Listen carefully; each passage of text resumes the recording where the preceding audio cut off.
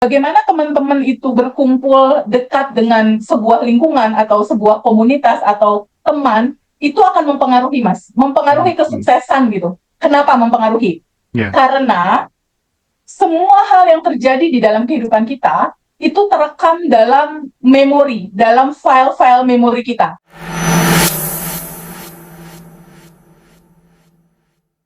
Terima kasih banyak ya teman-teman sudah terhubung dengan Zoom pada kesempatan sore hari ini. Kepada Mbak Aina, kepada Mbak Diah Putri dan Mbak Fiska, matur suwun sangat sudah meluangkan waktu. Hari ini kita sudah bersama dengan TVB ya teman-teman. Semuanya, seluruh pemirsa Ngaji Roso dimanapun berada. Hari ini sangat istimewa. Kita tidak hanya akan belajar langsung kepada TVB, tapi juga kita akan mendengar sebuah kisah nyata dari teman-teman alumni yang selama ini udah join di Badan Revolution, dan menariknya mereka mengalami banyak keajaiban, banyak manifestasi di dalam hidup mereka. Tentu kita sering mendengar kata manifestasi itu kan sering dianggap sebagai sesuatu yang ajaib gitu ya teman-teman ya. Padahal sesungguhnya dia kan lahir dari keseimbangan, keselarasan antara rasa, niat, dan tindakan gitu ya. Nah, dalam kesempatan kali ini kita bukan hanya soal teori saja, kita akan coba menggali bagaimana energi cinta dan doa itu serta keyakinan itu bisa membangun dan mengkonstruksi sebuah realita gitu. Nah, tiga alumni yang sudah hadir bersama kita ini, mereka adalah saksi hidup bahwa ternyata perubahan itu mungkin loh gitu loh. Se-ekstrim apapun kondisi teman-teman, perubahan itu ternyata masih mungkin terjadi di dalam hidupnya saya gitu, di dalam hidupnya teman-teman semua gitu. Jadi sekali lagi mari kita buka hati teman-teman ya, kita dengarkan dengan penuh kesadaran, dan siapa tahu benih manifestasi yang kita tanam hari ini menjadi pintu keajaiban di masa yang akan datang begitu ya. Oke, saya akan langsung saja ke Teteh yang selalu ceria membersamai sahabat semuanya. Ya, Seringkali Teh orang melakukan manifestasi itu kan hanya fokus kepada dirinya sendiri gitu. Sementara ada yang namanya energi kolektif ya, support dari orang lain itu ternyata terkadang juga bisa menjadi energi tambahan untuk mempercepat terjadinya manifestasi. Kita tahu waktu kecil kita punya adab diajarin sama ayah ibu kita, minta doakan sana, mbah sana dan lain sebagainya, minta doakan orang-orang yang terdalimi dan seterusnya. Nah, itu kan kita sudah akrab ya. Nah, bagaimana TVB melihat kekuatan kolektif ini untuk kemudian mempercepat jalannya sebuah manifestasi Teh? Kira-kira ya. gimana? Oke. Mas Hendra, terima kasih banyak pembukaan yang keren banget. Dan aku di sini bersama 4 orang alumni yang, satu, dua, tiga, empat ya, 4 orang alumni yang luar biasa banget, Mas, pengalamannya gitu ya, dari cerita proses perjalanan dan kesadaran. Untuk pertanyaan yang tadi Mas Hendra sampaikan, betul sekali Mas Hendra. Jadi istilahnya eh, orang-orang di sekitar kita, orang-orang yang dekat sama kita, lingkungan kita, teman kita, itu dia memberikan vibrasi yang sangat mempengaruhi gitu untuk segala hal yang pada akhirnya juga kita lakukan. Karena energi itu dia bisa membias gitu istilahnya. Jadi kalaupun misalnya kita ada di dalam satu lingkungan keluarga besar Abundant Revolution misalnya, contoh misal pada saat kita rilis sendiri sama Quantum Gem sendiri dibandingkan dengan rilis massal atau rilis bersama dan Quantum Gem bersama, itu powernya itu beda. Powernya jauh lebih besar jika itu dilakukan secara massal. Jadi energinya itu berkumpul dan jadi satu kekuatan yang sangat besar. Begitupun untuk misal cerita tentang doa. Cerita tentang doa yang terkoneksi dalam sebuah alur energi dari kakek ke cucu, dari anak ke ibu atau ibu ke anak atau saudara dekat, istilahnya yang punya bonding kuat ya secara mental dan secara frekuensi vibrasi. Itu betul-betul memang sangat mempengaruhi. Karena gini Mas Hendra, sebetulnya substansi intinya itu dari sebuah pemahaman bahwa kita satu dan terhubung, gitu. Kita satu dan terhubung sebetulnya.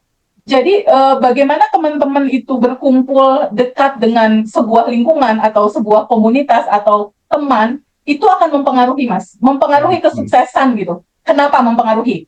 Ya. Karena semua hal yang terjadi di dalam kehidupan kita itu terekam dalam memori, dalam file-file memori kita. Sedangkan file-file memori kita itu kan dia masuk dalam sebuah getaran vibrasi dan frekuensi tertentu. Nah, ketika dia udah masuk ke bawah sadar kita, segala hal yang masuk ke dalam critical area kita lalu dia masuk gitu, itulah menjadi bahan-bahan bibit-bibit realitas terjadi di dalam kehidupan kita.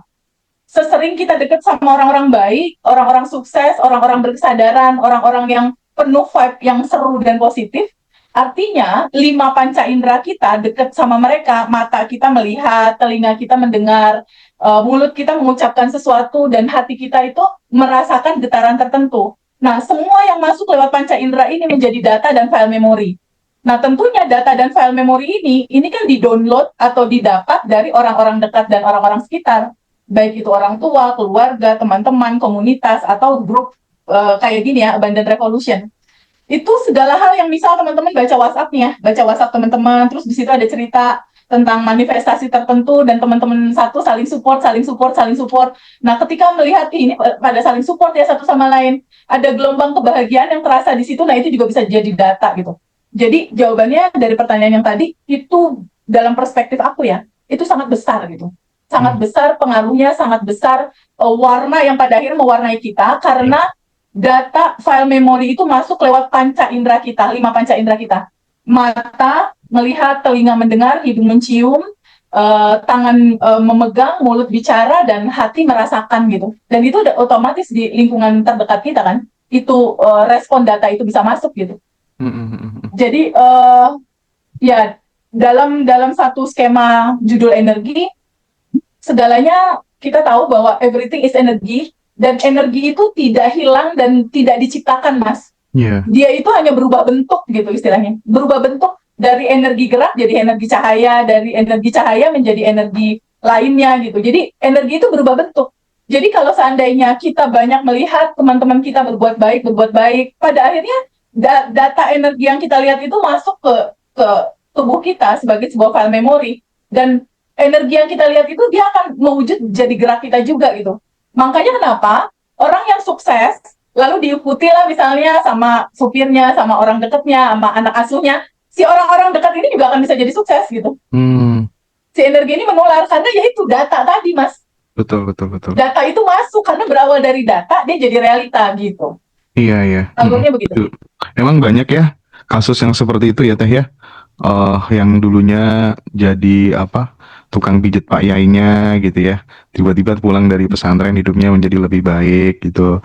Terus memfollow up jawaban dari Teteh tadi, kalau di agama Islam, di Muslim itu kan juga ketika kemudian berdoa secara kolektif, secara jamaah itu kan juga beda ya rasanya, powernya gitu. Karena aku juga pernah sih menyaksikan istrinya takmir masjid gitu ya, yang lagi sakit parah gitu, terus minta tolong doa bersama-sama, dan mungkin itu juga kekuatan afirmasi sugesti mungkin ya, dan terjadilah kesembuhan dengan penyakit yang sangat-sangat serius gitu. Jadi kita berkumpul dengan siapa itu akan sangat berpengaruh. Makanya terkadang pentingnya membentuk inner circle gitu ya Teh ya, supaya kemudian cara berpikir, knowledge, experience dari teman-teman di komunitas kecil itu bisa menular ke kita, dan bisa jadi saldo rekening juga ikut menular gitu ya Teh ya. Nah, saya tuh seneng banget. Kenapa? Karena supaya kemudian kita itu tidak teoritis terus gitu. Saya pengen bener-bener mengelaborasi, menggali bagaimana sih kisahnya Mbak Aina, kisahnya Mbak Fiska, kisahnya Mbak Panca, Mbak Dia gitu. Kan tidak mungkin ya variabelnya itu hanya Abundant Revolution, tuh menurutku tidak masuk akal lah. Pasti yang namanya orang hidupnya berubah tuh variabelnya banyak. Sebut aja misalnya dia bukan tipologi orang yang males gitu kan, karena rata-rata orang tuh setelah ikut kelas ini langsung bisa berubah total, sementara dia orangnya masih males, nggak bisa dipercaya gitu. Nah, hal-hal seperti ini akan coba kita tanya langsung ke beliau-beliau, supaya kemudian kita bisa menemukan jawaban yang benar-benar valid Teh. Karena saya meyakini teman-teman yang bisa melakukan sebuah transformasi dengan cepat, dengan singkat, itu karena secara basic, hal-hal dasar, dia kepribadiannya menyenangkan, bisa dipercaya orang, punya integritas, itu mereka udah dapet gitu loh. Nah, pada kesempatan kali ini nanti kita akan coba eksplorasi lebih dalam gitu. Tapi mungkin sebelum itu ya Teh ya, Ya, kita akan informasikan buat teman-teman yang misalnya belum pernah merasakan apa aura Quantum Jump dan rilis bersama ya auranya Reoni Abundant Revolution, nanti bisa ikut meramaikan ya baik online maupun offline di eh, Bali tanggal yes, 20 20. Desember ya. Jadi teman-teman yang ada waktu, yang ada kelonggaran waktu, silakan untuk hubungi Mbak Dara. Terus untuk yang kelas Badan Revolution Batch 19-nya nanti di 23 Oktober ya, sahabat semuanya. Dan jangan lupa kita tanggal 13 Oktober ada Quantum Love. Ini khusus buat yang belum dapat jodoh, yang belum punya pasangan, nanti teman-teman bisa join ya. Sekali lagi ini khusus yang belum punya pasangan ya teman-teman. Yang sudah punya pasangan nggak boleh ikut ya. Mubazir nanti ya, nggak boleh. Nah, oke Teh. Saya pertama Teteh pengen yang siapa dulu kira-kira? Aku pengen Mbak Fisha. Oh, ternyata kita sama ya. Aku pengen mengawalinya dari Fiska dulu deh kayaknya. Karena gini loh, pas Ya, aku ketemu offline sama Fiska itu, sama Mbak Fiska itu dia sebenarnya belum mau selesai tuh cerita sama aku. Ada lagi Mas Indra, ada lagi Mas Indra, masih ada lagi Mas Indra gitu kan. Nah, barangkali ini ada sesuatu hal yang baru mungkin ya yang akan disampaikan oleh Mbak Fiska gitu. Nah, Mbak Fiska, sesuai dengan yang saya sampaikan ke TFB tadi gitu kan, variabel orang hidupnya berubah itu kan banyak ya Mbak Fiska ya. Nah, saya pengen Mbak Fiska sedikit bercerita bagaimana sih transformasinya seperti apa, terus kemudian mungkin ya hal-hal yang perlu di-sharingkan ke teman-teman yang dengan sharing ini harapannya teman-teman tuh masih melihat oh, oke lah segalanya boleh hilang lah tapi harapan nggak boleh hilang lah dari kisah Mbak Fiska ini aku bisa tergerak terinspirasi teredukasi untuk bener-bener bangkit menjadi lebih baik gitu. Monggo monggo Mbak Fiska. Assalamualaikum, Teh Febi, Mas Indra, Mbak Waalaikumsalam. Aina, Mbak Diah, Mbak Panca, sama Mbak Devi. Eh, Assalamualaikum. Mau cerita dari mana ini? Before after, before after. Before-nya, oke. Kalau saya sebenarnya ikut abandon itu dari awal ya Teh ya. Dari rasa emosi saya. Emosi saya itu yang sangat meluap-luap sekali. Mungkin dari kecil itu saya terkenal juga, anak cengeng, suka nangis, kayak gitu, seperti itu. Dan itu terbawa sampai saya ini eh, menjadi seorang ibu. Jadi seorang ibu itu masih terbawa ya. Terus sedikit-sedikit marah, apa-apa marah ke anak, ke suami, ke orang tua, kayak gitu, sedikit-sedikit marah ya Teh ya. Di situ menemukan bersama Ngaji Roso ini, awalnya dulu suami sih yang sering nyetel Ngaji Roso ya Teh ya. Di situ saya kok lihat YouTube-nya suami kayak gitu kan, loh kok ini ya ada TVB ini ya, oh kok pengen ya kok apa namanya ada rilis, ada ini bisa bisa merilis emosi juga. Saya pengen masa saya harus kayak gini terus sampai udah punya anak, udah umur 30 berapa 35 tahun masih kayak gini terus. Akhirnya saya ikut ya Teh ya. Di situ eh, pas awal-awal ikut ya udah kok belum ada perubahan ya. Oh ini kan masih proses kayak gitu kan ya. Sekarang mulailah ya kata anak sih, saya juga belum kata anak tuh, oh Mimi kok sekarang menjadi sabar ya, terus banyak senyum, sering peluk-peluk aku, seperti itu Teh. Dan habis itu kalau semisalnya aku lupa, misalnya ya anak itu kan gini, tak antar les misalnya kayak gitu ya, itu ada sesuatu yang lupa kayak gitu. Saya tuh bisa, alhamdulillah tuh bisa meredam marahnya itu. Ya udah tak anterin balik lagi kayak gitu kan. Tapi anak langsung gini, Mi, tumben ya Mimi itu sekarang kalau semisalnya aku lupa kayak gitu tuh di jalan aku udah dimarahin. Udah dimarahin, kadang dicubit, kadang dicubit kayak gitu kan. Kenapa Mimi sekarang kok gak kayak gitu? Masa Mas? Iya po, kayak gitu kan. Alhamdulillah ya. Kayak salah satu yang bikin apa namanya perubahannya di situ Teh. masih dirasa sabar saya, melatih rasa sabar saya kayak gitu. Kalau untuk manifest itu yang kecil-kecil, alhamdulillah sudah mulai muncul ya Teh ya, sudah mulai muncul. Walaupun nggak se-wow yang lainnya kayak gitu kan. Kemarin pas mau ke Mas Hendra itu loh Teh, itu Ya. WA itu tuh malam kalau nggak salah ke Mbak siapa ya, Mbak Manda, ke Mbak Manda. Mbak Manda, saya mau ketemu Mas Hendra kayak gitu kan, kayak gitu. Oh iya, tapi saya belum seperti yang lain Mbak, gimana ya gitu kan. Terus saya, oh nggak apa-apa Mbak, nggak apa-apa Mbak Fiska, boleh. Terus habis itu saya masih diskusi Teh, saat itu masih diskusi sama suami. Pih, saya mau ikut ketemu Mas Hendra di sini sama teman-teman kayak gitu kan. Suami gini, malah malah gini. Emang kamu udah kayak yang lainnya tuh, kayak gitu kan? Loh, belum sih gitu kan, belum sewow yang lainnya yang beratus-ratusan juta yang kayak gini gitu kan. Terus kenapa kamu ke sana? Nah, di grup itu, di grup yang di Jogja itu banyak sih yang mau berangkat, tapi mereka bilangnya aku belum ini, belum manifest saya belum besar kayak gini, kayak gini, kayak gitu kan. Terus saya berpikirnya kayak gini. Kalau semisalnya saya berpikir kayak teman-teman yang lain kayak gitu, nggak menjadi inspirasi yang lainnya dong. Jadinya saya yang dari kecil ini mulailah menge-share ya gitu kan, nge-share yang lainnya biar oh jadi itu manifest itu nggak harus besar ya, yang kecil-kecil pun bisa ya kayak gitu kan. Di situ oke lah tak tekatin ke ketemu Mas Indra itu sambil apa jeduk-jeduk kayak wah gimana ya ini nanti ya ngomongnya ya kayak gitu kan. Terus habis itu oke lah akhirnya berangkat aja. Alhamdulillah Teh, setelah yang itu tayang, yang setelah apa namanya yang YouTube dari Ngaji Roso itu tayang, itu ada yang WA Teh, Ya. WA. Wow, Mbak Biska, saya WA ya. Ternyata sama kayak saya juga kayak gini. Dulu seorang guru, tapi malah resign, terus jualan. Kayak gini. Kita sama ya ternyata, kayak gitu. Oh, ternyata ada ya yang kayak saya, gitu kan. Terus habis itu, eh tapi ya itu tadi, saya belum berani kalau misalnya ini, oh ya, itu buat apa inspirasi aja, kayak gitu kan. Seperti itu. Terus ada yang WA juga dari Malang itu, Mbak siapa ya itu? Mbak Jenny kayak gitu kan juga WA, Mbak Fiska sama, saya juga kayak gitu, kayak gini. Wah, ternyata apa YouTube yang apa podcast sama Mas Hendra itu ada manfaatnya juga ya, walaupun nggak se ini kayak gitu kan. Tapi alhamdulillah lebih tenang setelah ikut ini masih juga rilis Teh, masih Hmm. rilis. Kalau yang lebih seringnya itu nafas syukur saya.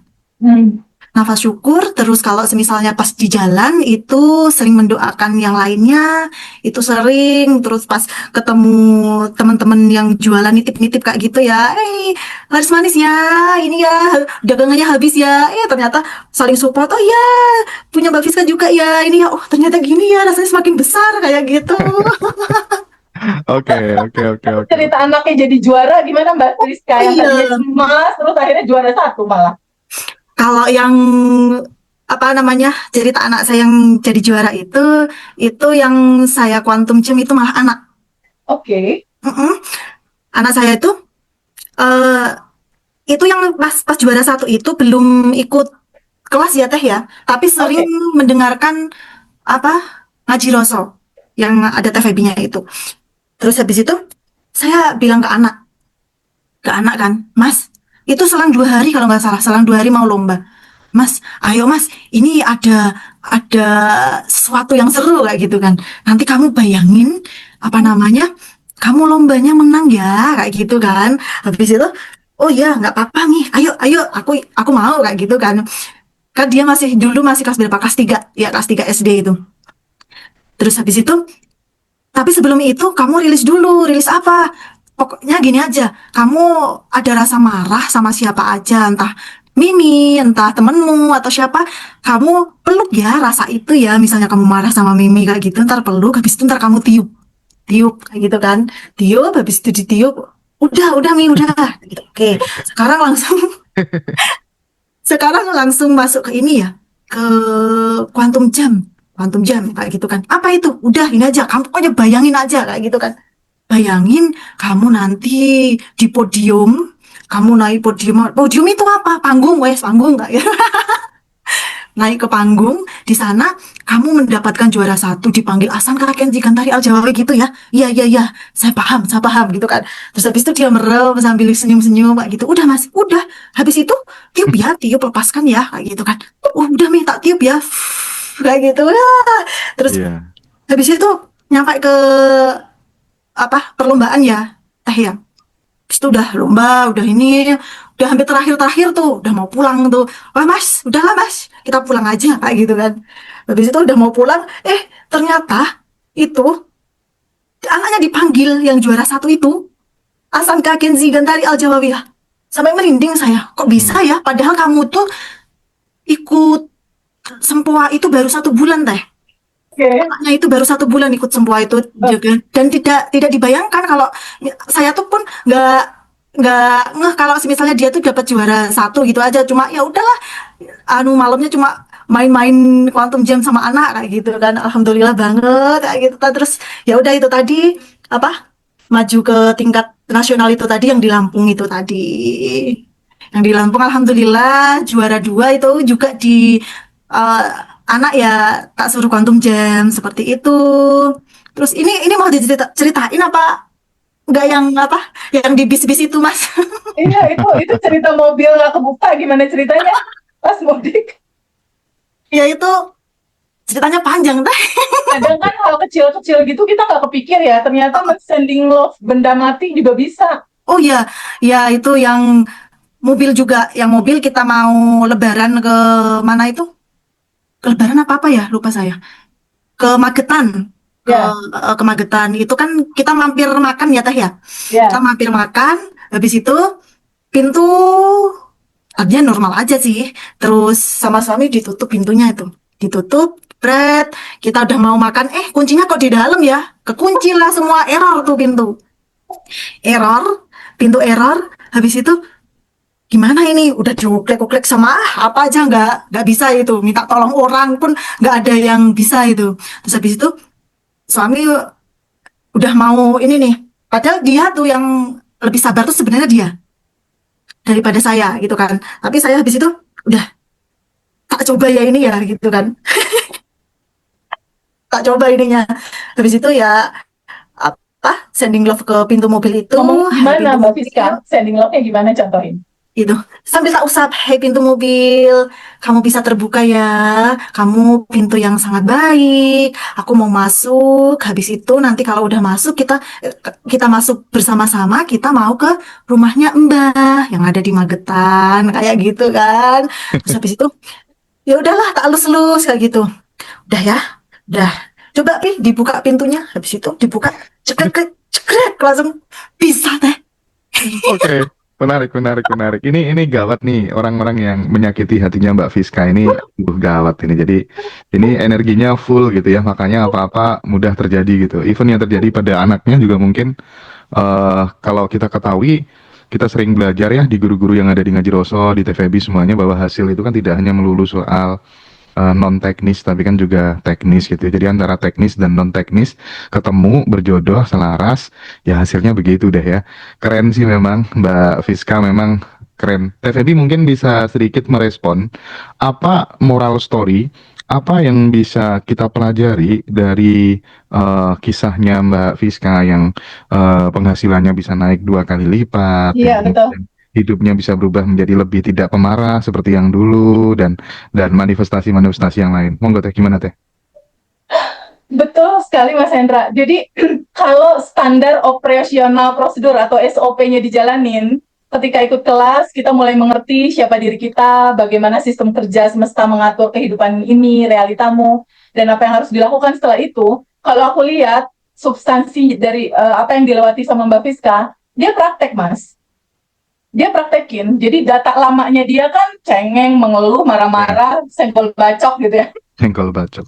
Nggak bisa marah sedikit, wah langsung meluap gitu. Jadi ekspresif banget gitu. Iya, Nah, iya. bentuk ekspresif itu kan sebetulnya satu gambaran di mana lapisan emosinya tuh wadahnya udah kepenuhan, Mas. Mm-mm. Dia udah penuh gitu. Jadi ke-trigger sedikit, wah meluap gitu. Luapan yang atasnya, marahnya, keselnya itu meluap.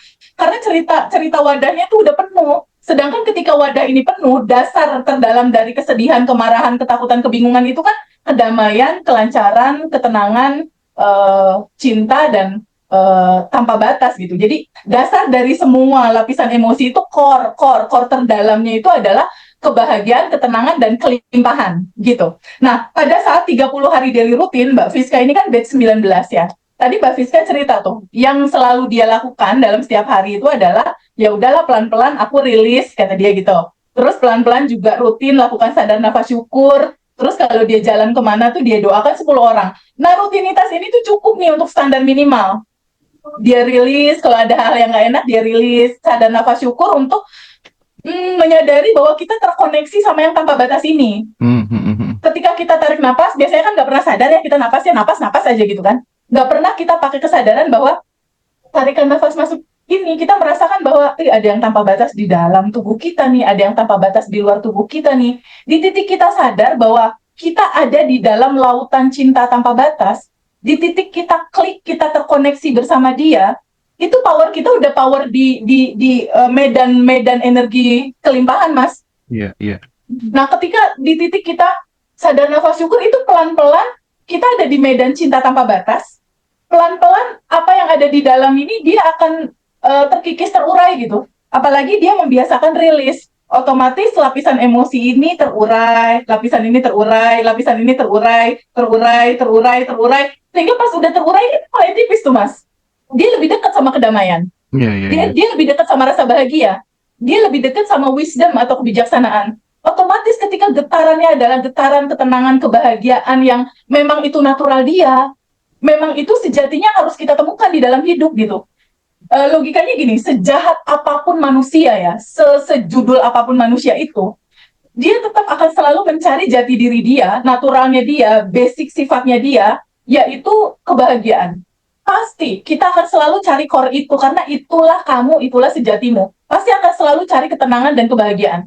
Nah, seiring kita menerima semua sajian semesta dalam kesadaran bahwa oh, kebahagiaan ini cinta, kesedihan, dan hal-hal tertentu yang nggak enak ini juga cinta. Kita terbuka gitu untuk sadar bahwa iya ini cuma cerita dualitas aja nih, yin yang. Ada hitam, ada putih, ada siang, ada malam.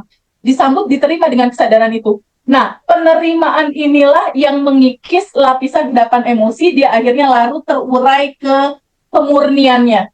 Pemurnian energi tanpa batas itu. Semakin dia tipis, dia dekat sama ketenangan, dekat sama kebahagiaan.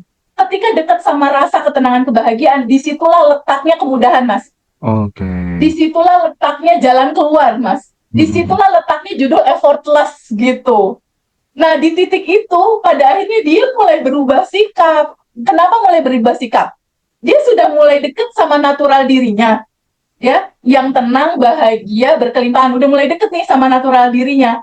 Otomatis ketika dia deket sama natural dirinya, basic deket sama natural dirinya itu kan kasih sayang. Jadi muncullah kebijaksanaan lebih ketika anak-anak ada kesalahan, harus balik lagi, ada yang ketinggalan. Dia nggak, kamu gimana sih? Mama cubit ya. Nggak kayak gitu lagi gitu. Karena wisdomnya udah penuh dengan cinta tanpa batas. Iya, oke, menarik. Thank you ya, Mbak Fiska ya. Tapi ada yang menarik, Mas. Ada yang menarik. Ketika anak kecil, anaknya diajarin atau dikasih tahu tentang rilis dan quantum jam dengan bahasa yang dia mengerti, itu indah banget, Mas Hendra. Apalagi tadi pakai cara quantum jam, kamu bayangkan di podium, lalu hasilnya dilepas dengan cara ditiup gitu. Itu menyenangkan karena anak kecil sama kita, anak kecil kan umurnya mungkin kalau kelas berapa, kelas 3 gitu kan mungkin 9-10 tahun lah ya. Lapisan emosinya kan belum banyak, Mas. Betul. Jadi kalau dia mau quantum jam, dia jauh lebih cepat, Mas. Tuh.